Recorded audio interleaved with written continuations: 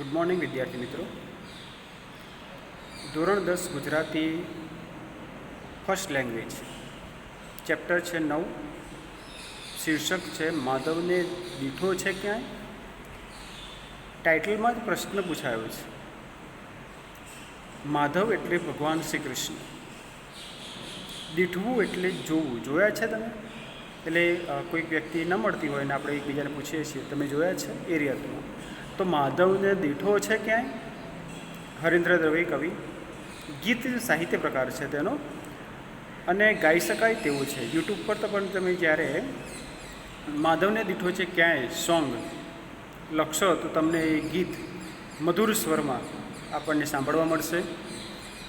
તો કવિ હરીન્દ્ર દવે ગીત માટે ફેમસ એવા ગુજરાતી સાહિત્યકાર. 1930થી 1995 સુધીનો તેમનો સમય. થોડો કવિ પરિચય મેળવી લઈએ. હરીન્દ્ર જયંતીલાલ દવેનું વતન ખંભરા કચ્છમાં આવેલું છે. તેઓ વ્યવસાય પત્રકાર હતા. કવિતા, નવલકથા, નાટક, વિવેચન, નિબંધ જેવા વિવિધ ક્ષેત્રો તેમણે ખેડ્યા હતા. આસવ એનો અર્થ થાય દારૂ. તમે કદાચ આયુર્વેદિક ઔષધિઓમાં કોઈ દુકાનેથી આયુર્વેદની દુકાનેથી તમે સ્ટોરમાંથી કોઈક લિક્વિડ દવા કદાચ કોઈ જોયું હોય તો અલગ અલગ દવાઓના નામ આપેલા છે. ત્રિંગાસવ છે, પછી તો આસવ એટલે દારૂ. અને એ રીતે મૌન, સૂર્ય ઉપનિષદ, હયાતી આ તેમના કાવ્ય સંગ્રહો છે. તેઓ મુખ્યત્વે કવિ છે. તેમના ગીતોનું માધુર્ય ધ્યાન ખેંચે છે. અગનપંખી, પડના પ્રતિબિંબ, માધવ ક્યાંય નથી, મુખવટો, અનાગત જે આવેલું નથી તે ભવિષ્ય, ગાંધીની કાવડ તેમની નોંધપાત્ર નવલકથાઓ છે. તેમને રણજીતરામ સુવર્ણચંદ્રક, ગુજરાતી સાહિત્ય અકાદમી, ગાંધીનગર અને દિલ્હીના એવોર્ડ એનાયત થયા હતા. તો એક નવલકથાકાર અને એક કવિ તરીકે નોંધપાત્ર સ્થાન તેઓ ગુજરાતી સાહિત્યમાં ધરાવે છે. તેમના ફોટા સાથે અહીંયા આપેલું છે આ ચિત્ર એમનું. તો માધવને દીઠો છે ક્યાંય કાવ્યનો ભાવાર્થ જોઈએ તો કવિ મુરલી બનીને કૃષ્ણ વિરહનું આ કાવ્ય છે. તો ગુજરાતીમાં લખાયેલા કૃષ્ણ વિરહના કાવ્યોમાં આ કાવ્ય અનેક રીતે નોખું પડે છે, અલગ પડે છે. પ્રતિકાત્મકતાનો ઉપયોગ કરેલો છે. પ્રતિક તરીકે વાંસળી ને મૂકવામાં આવેલી છે. રાધા કૃષ્ણને શોધતી હોય, ગોપીઓ શ્રી કૃષ્ણને શોધતી હોય. અહીંયા વાંસળી શ્રી કૃષ્ણ, જ્યારે વાંસળી તો શ્રી કૃષ્ણના હોઠ પરથી અલગ થતી જ નથી અને તે પણ કૃષ્ણ વિરહમાં છે તેવું બતાવવામાં આવેલું છે. એટલે કવિની કલ્પના વિશેષ પ્રશંસનીય છે. વાંસળી એ તો કૃષ્ણ સાથે અવિનાભાવી રીતે જોડાયેલી છે. અવિનાભાવી એટલે કે ક્યારેય અલગ ન થાય તેવું અવિનાભાવ. પણ અહીં તો વાંસળી પોતે કૃષ્ણથી વિખૂટી પડેલી છે. એક અલગ વિચાર કવિએ રજૂ કર્યો છે કે જે વ્યક્તિ સાથે આપણે લગાવ બંધાયેલો હોય, પોતાનાપણું હોય, સતત જોડે રહેતા હોઈએ અને પછી વિખૂટા પડવાની વાત આવે ત્યારે દુઃખ એ સ્વાભાવિક છે, થતું હોય છે. તો અહીં પણ કવિએ સતત લાંબા સમયથી જ્યારે વાંસળી શ્રી કૃષ્ણ સાથે રહેલી છે ત્યારે પણ તે કૃષ્ણથી વિખૂટી પડે છે તે સમયે તેને કેટલી વેદના છે, વિરહ વેદના, તે અહીંયા આલેખવામાં આવેલી છે. વાંસળીનો સૂર પાછો કૃષ્ણને શોધતો હોય છે. આ વાક્ય ખાસ યાદ રાખવાનું છે કે કોણ કોને શોધી રહ્યું છે. તો વાંસળીનો સૂર કૃષ્ણને શોધી રહ્યો છે. એ શોધ સાથે જોડાય છે બાળકૃષ્ણના જીવનના પ્રતીકો, કદંબનું વૃક્ષ, યમુના નદી, રાધા, મોરપીંછ આ કૃષ્ણ સાથે જોડાયેલા પ્રતીકો. કે કૃષ્ણની વાત આવે એટલે આ પ્રતીકો હોય ને હોય જ. આ બધાનો કાવ્યાત્મક વિનિયોગ કવિએ કર્યો છે. વિનિયોગ એટલે ઉપયોગ. યમુનાના વહેણ સાથે રાધાની આંખની ઉદાસી, ચાંદની સાથે રાતરાણી. રાતરાણી નામનું વૃક્ષ આવે છે.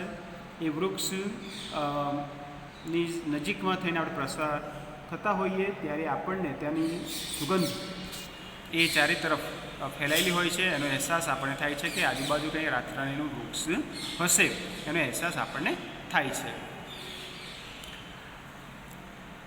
મોરપીંછ સાથે સુંવાળા રંગ. મોરપીંછમાં જે રંગ છે તે કુદરતી એવી રીતે પૂરેલા છે કે જે કોઈ પણ કલાકાર, કુદરત એક મોટો કલાકાર છે, એ જે ચિત્રો ચિત્ર્યા કરે છે એનાથી વિશેષ કોઈ ન ચિતરી શકે. એટલે કુદરત સૌથી મોટો કલાકાર છે. આકાશ સાથે ચંદ્રનું સાયુજ્ય. સાયુજ્ય એટલે સમન્વય, એકત્વ રચીને કૃષ્ણનો વિરહ કવિએ તીવ્ર બનાવ્યો છે. કૃષ્ણ પ્રત્યેનો વિરહ એ તીવ્ર કેવી રીતે બને છે તે કે પ્રતીકો દ્વારા પ્રતિકાત્મક આલેખન કાવ્યમાં કરવામાં આવેલું છે. કૃષ્ણથી વિખૂટા પડવાથી શરૂ થતા ગીતના અંતે જળનું તેજ જોઈને પરખાય છે કે ચોક્કસ અંદર કૃષ્ણ હશે. યાની કૃષ્ણમય થઈ જવાથી તેજસ્વીતા આપોઆપ આવી જાય છે તેવું કવિનું કહેવું છે. કૃષ્ણ ત્યાં હશે, ત્યાં કાવ્ય વિરમે છે, એટલે કે પૂરું થાય છે. અને એ રીતે કૃષ્ણથી વિખૂટા પડવાથી શરૂ થતા ગીતના અંતે જળનું તેજ જોઈને પરખાય છે કે ચોક્કસ અંદર કૃષ્ણ હશે, ત્યાં કાવ્ય વિરમે છે. અને ભાવની સાથે લયનું ખેંચાણ પણ આ ગીતનું સબળ પાસું છે. ભાવ અને લય એ ગીતમાં અનિવાર્ય અંગો છે ગીતના. તો જ ગીત એ આસ્વાદ યોગ્ય બને. એ કવિને એનો એક પરિચય પણ છે, એટલે કવિ એ રીતે એનું આલેખન કરે છે. ગીતની શરૂઆત કરીએ. વાંસળીથી વિખૂટો થઈને આ સૂર એક ઢૂંઢે કદમની છાય, માર્ગની દૂરને ઢંઢોળી પૂછે, મારા માધવને દીઠો છે ક્યાંય? યમુનાના વેણ તમે મૂંગા છો કેમ, અને રાધાની આંખ કાં ઉદાસ? વહી જતી આ લેરખી વ્યાકુળ કરે છે અહીં, સરતી આ સાંજનો ઉજાસ. બહારી વિભાવરીના પગલાંની લાગણીથી રાતરાણી ઝાકળથી નાય, વાવરી વિભાવરીના પગલાંની લાગણીથી રાતરાણી ઝાકળથી નાય. ઉડતું આવે જો અહીં મોરપીંછ તો અમે સાચવશું સુંવાળા રંગ. ઉડતું આવે તો અહીં મોરપીંછ તો અમે સાચવશું સુંવાળા રંગ. મારી તે મુરલીના આભમાં ઉગે છે એક શ્યામના તે નામનો મયંક. જળમાં તે તેજ એનું એવું રે લાય હવે, પાતાળે હરિવર પર ખાય, મારા માધવને દીઠો છે. તો મારા માધવને દીઠો છે ક્યાંય એ ધ્રુવ પંક્તિ કહેવાશે. જે પણ જગ્યાએ મારા શબ્દ પછી ડોટ ડોટ ડોટ આવેલું છે તે ધ્રુવ પંક્તિ. ધ્રુવ એટલે મુખ્ય પંક્તિ, જે કાવ્યની અંદરના મુખ્ય ભાવાર્થને જકડી રાખતી હોય છે. અને એ રીતે વરસાદની મોસમ છે એમાંથી આ કાવ્ય લેવામાં આવેલું છે. આ પણ યાદ રાખવાનું છે. તો 4 વસ્તુ પરીક્ષાલક્ષી 4 માર્ક્સ એના પૂરેપૂરા આવતા હોય છે. શીર્ષક, ચેપ્ટરનું નામ, સાહિત્યકાર, સાહિત્ય પ્રકાર અને તે શેમાંથી લેવામાં આવ્યું છે. આ 4 વસ્તુ ઇન્ડેક્સમાં આપણે તૈયાર કરી દેવાની, જેથી કરીને 4 માર્ક્સ આપણા ક્લિયર થઈ જાય. હવે કાવ્યને સમજીએ. તો કવિ કહે છે કે વાંસળીથી વિખૂટો થઈને આ સૂર એક. હવે વાંસળીથી સૂર વિખૂટો થયો છે અને એ કોની શોધમાં નીકળ્યો છે? ઢૂંઢી કદમની છાય. કદમના વૃક્ષની છાય તળે એ શોધે છે, ઢૂંઢવું શોધે છે. કે માર્ગની ધૂળને દંડોળી પૂછે. કદમના વૃક્ષ નીચે જોઈ આવે તો કૃષ્ણ કઈ કઈ જગ્યાએ હોઈ શકે એની સૂરને ખબર છે. એટલે એ કદમની છાય વૃક્ષ નીચે શોધી આવે છે. માર્ગની ધૂળને દંડોળી પૂછે છે અને જે જગ્યાએથી કૃષ્ણની આવન જાવન થાય છે તે રસ્તાને પૂછે છે, તે રસ્તાની ધૂળને પૂછે છે, દંડોળીને પૂછે છે કે તું જાગ, કૃષ્ણ અહીંયાથી તો પસાર નહીં થયા ને, મારા માધવને દીઠો છે ક્યાંય? મારા માધવને, એ જે અપનત્વ પોતાનાપણું તેના અવાજમાં જોવા મળે છે, એ એક વિરહની વેદના સાથે જોડાયેલું છે કે તે પોતાનાપણાથી એ દૂર થવા માગતી નથી. યમુનાના વેણ, હવે યમુના નદીને પણ પૂછે છે કેમ કે કૃષ્ણ યમુના નદીમાં એના કિનારે આવેલા કદમ વૃક્ષ પર બેસીને વાંસળી વગાડ્યા કરતા અને યમુનાના નીરમાં એ રમ્યા છે, નાહ્યા છે. કાલીય દમન, કાળી નાગને નાથેલો એ નદી પણ યમુના. તો એ વાંસળીને ખબર છે કે કૃષ્ણ યમુના નદીના કિનારે હોવા જોઈએ, એટલે યમુના નદીના વેણને પૂછે છે કે તમે મૂંગા કેમ છો, કેમ બતાવતા નથી કે મારા માધવને તમે જોયો છે કે નહીં? અને રાધાની આંખ કા ઉદાસ, રાધા પણ ઉદાસ છે, એટલે રાધા પણ કૃષ્ણથી દૂર છે. તો વાંસળીનો સૂર તો ખરો જ, પણ અહીંયા રાધાને પણ કૃષ્ણ વિરહમાં બતાવેલી છે, જુરતી બતાવેલી છે. એટલે કૃષ્ણનો વિરહ રાધાને પણ છે, એટલે રાધાની આંખ કા ઉદાસ, રાધાને પણ ખબર નથી તો કૃષ્ણ ક્યાં છે. વહી જતી આ લેરખી વ્યાકુળ કરે છે. વહી જતી આ લેરખી, લેરખી એટલે લહેર, પવનની લહેર, અને એનો એક અહેસાસ પણ જો આપણને સારો લાગતો હોય એની જગ્યાએ અહીંયા વ્યાકુળતા સાથે દર્શાવ્યો છે કે એ કષ્ટ પહોંચાડે છે. પવનની લહેરનો જે સારો અહેસાસ થવો જોઈએ થતો નથી. કેમ? તો કે કોઈકનો ભાવ એ અહીંયા સતાવે છે અને એ પવનની લહેરને જે આનંદનો અહેસાસ કરાવે છે એની જગ્યાએ વ્યાકુળતાનો અહેસાસ કરાવે છે. અને એ વ્યાકુળતા પણ અહીંયા વિરહ વેદનાના થકી જ જોવા મળે છે. સરતી આ સાંજનો ઉજાસ, અને સાંજનો જે ઉજાસ સંધ્યાકાળનો સમયમાં જે લાલાસ અને ઉજાસ હોવો જોઈએ એ પણ અહીં જોવા મળે છે. તો સરતી એટલે કે સાંજ પડવા આવી છે ત્યારની વાત છે. તો સાંજ પડી ગઈ પણ જો કૃષ્ણ મળ્યા નથી. તો કૃષ્ણ ન મળવાથી શું થાય છે કે બાવરી વિભાવરીના પગલાંની લાગણીથી, બાવરી એટલે પાગલ, વિભાવરી રાત્રિ, રાત્રિનો પ્રવેશ થઈ ચૂક્યો છે, એ પણ પાગલ બની છે કૃષ્ણ વિરહમાં. એના પગલાંની લાગણીથી રાતરાણી ઝાકળથીના, અને રાતે ઝાકળ બિંદુઓ રાતરાણીના વૃક્ષ ઉપર પડે છે અને એની સુગંધ ચારે તરફ ફેલાય છે. એ પણ કૃષ્ણમય થઈ, એટલે પૃથ્વીનું, પ્રકૃતિનું દરેક તત્વ એ કૃષ્ણમય થયું છે તેની વાત કરેલી છે. ઉડતું આવે જો અહીં મોર પીછતો તો નહીં, કવિ કહે છે વાંસળીના સૂર સાથે કે ઉડતું એક મોરપીંછ પણ જો આવી જાય ને અહીંયા તો અમને પણ કૃષ્ણનો અહેસાસ થઈ જાય કે નહીં, કૃષ્ણ આપણી આસપાસ અહીં નજીકમાં જ છે. તો મોરપીંછ એ ત્યાંથી આવ્યું છે એટલે એનો અહેસાસ તો થવો જોઈએ. અને એ કરાવવા માટે એ કહે છે કે સામાન્ય ખાલી મોરપીંછ હશે તો પણ ચાલશે. સાચવશું સુવાળ રંગ, અને એ મોરપીંછને અમે સાચવી રાખીશું. કૃષ્ણનું સ્પર્શ કરેલું વસ્તુ છે અને કૃષ્ણ એટલે કૃષ્ણ સાથેનો એટલો પ્રેમ વાંસળીના સૂરનો કે એ અલગ થવા માગતા નથી. મારી તે મોરલીના આભમાં ઊંઘે છે એક શ્યામના તે નામનો મયંક.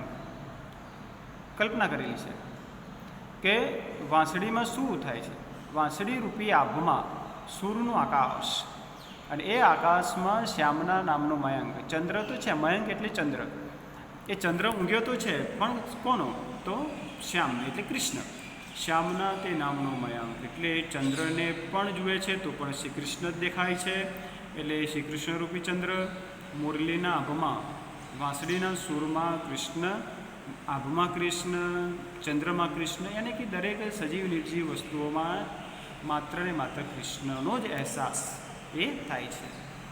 જળમાં તે તેજ એનું એવું રેલાય હવે. હવે એ શ્યામના નામનો મયંક જે છે એનું તેજ ચંદ્રરૂપી શ્રી કૃષ્ણનું તેજ જે જળમાં જે પાણીમાં રેલાય છે એનું તેજ કે કવિને એવો અહેસાસ થાય છે કે પાતાળે હરિવર પરખાય અને છેક પાતાળમાં ભગવાન છે તેવું કવિને લાગે છે અને કૃષ્ણ મળી જશે મળી ગયા છે એવું અહીંયા બતાવ્યું નથી પણ પાતાળે છે એવો અહેસાસ કવિને વાંસળીના સૂરને થાય છે એટલે કવિએ એવું બતાવેલું છે કે જળમાં એટલે છેલ્લી કૃષ્ણ આપણે વિષ્ણુ ભગવાન શેષનાગ પર સૂતા હોય છે એ સમાધિ જળ સમાધિમાં તો એ ભગવાનની પણ ત્યાં વાત કરેલી છે કે એ ત્યાં હોવા જોઈએ એટલે કે દરેક જગ્યાએ કૃષ્ણ સાથે જોડાયેલી વસ્તુઓ અને સ્થળના ઉલ્લેખની પણ વાત કરેલી છે. કૃષ્ણ તે જગ્યાએ જતા હતા અને પોતાની લીલાઓ કરતા હતા તેની વાત કરેલી છે.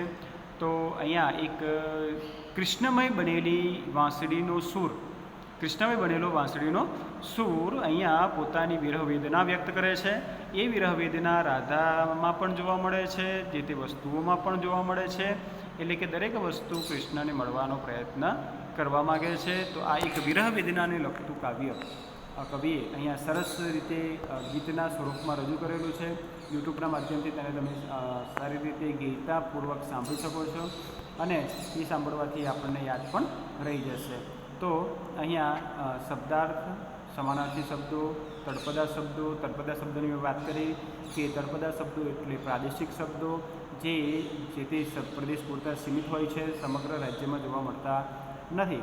તો એ રીતે વિરુદ્ધાર્થી શબ્દ, ત્યાર પછી સ્વાધ્યાય અને આ સ્વાધ્યાય કાવ્ય પંક્તિ સમજાવવું દરેક તમારે તમારી નોટબુક કે વર્કબુક અથવા સ્વાધ્યાય પોથીમાં લખવાનો રહેશે અને તૈયારી કરવાની રહેશે. તો આ આખું ચેપ્ટર તમને સારી રીતે સમજાઈ ગયું હશે તેવી અપેક્ષા છે. આભાર. Thank you.